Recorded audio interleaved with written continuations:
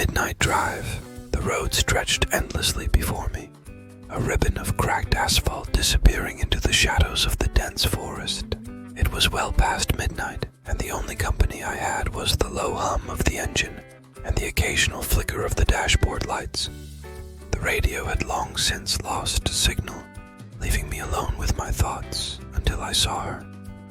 She appeared out of nowhere, standing by the roadside, a young woman, pale and shivering, her eyes wide with fear. I slammed on the brakes, heart pounding as I skidded to a stop beside her. What was she doing out here, alone in the dead of night? "Please," she pleaded, her voice barely a whisper against the howling wind.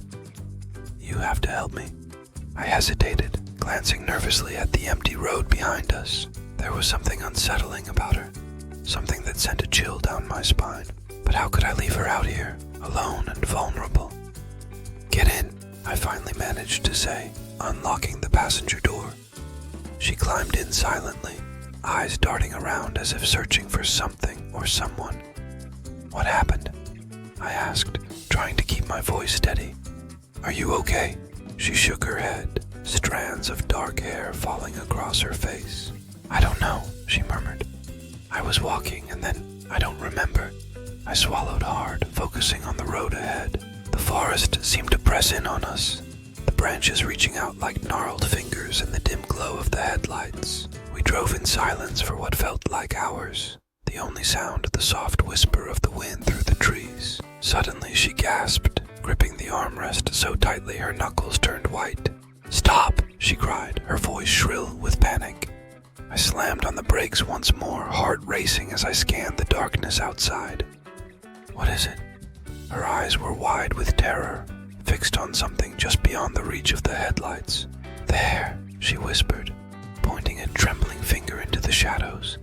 I strained to see, heart pounding in my chest, and then I saw it, a figure, tall and unnaturally thin, standing at the edge of the forest. It seemed to shimmer in the darkness, its features indistinct and blurred.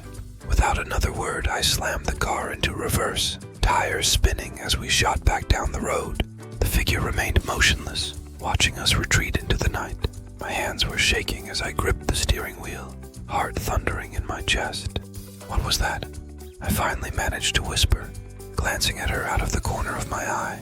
She shook her head, tears glistening in the dim light. "I don't know," she said hoarsely, "but we have to get away from here." We drove on in silence, the fear hanging heavy in the air between us. The road seemed to stretch on forever, twisting and turning through the darkness. Every shadow seemed to hide another lurking horror, every sound a threat.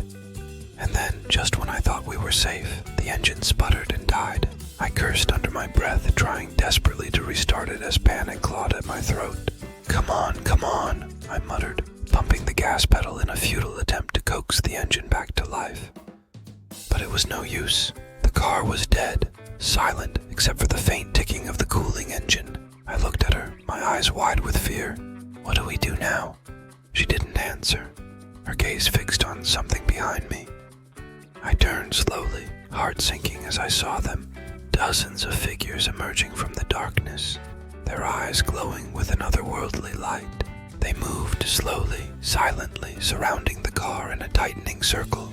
I reached for the door handle, hands trembling as I pushed it open. "Run!" I shouted, grabbing her hand and pulling her after me. We sprinted into the forest, branches slashing at our faces as we stumbled through the darkness. Behind us I could hear them, whispering voices and the sound of footsteps on leaves. They were following us, closing in with each passing moment. I risked a glance over my shoulder and saw them, faces twisted with hunger and malice, eyes burning with an unnatural light. They moved effortlessly through the trees, drawing closer with every step. "We have to keep going," I gasped, pulling her along as we plunged deeper into the heart of the forest. But no matter how fast we ran, they were always right behind us, their whispers growing louder with each passing moment. And then, just when I thought we couldn't run any farther, we stumbled upon it. A clearing bathed in moonlight, a small cabin nestled among the trees. It was our only chance.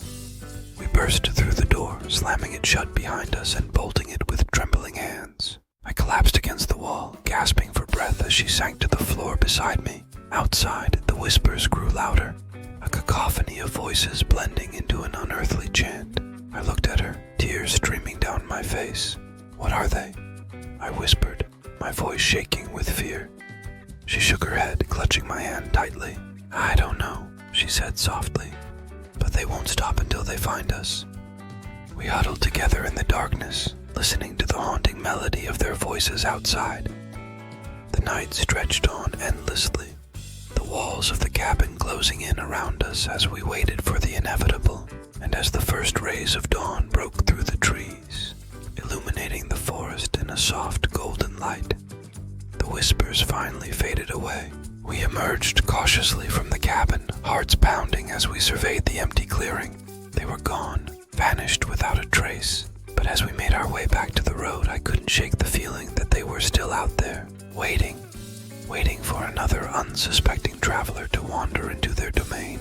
And as we drove away, leaving the forest behind us, I glanced once more into the rearview mirror.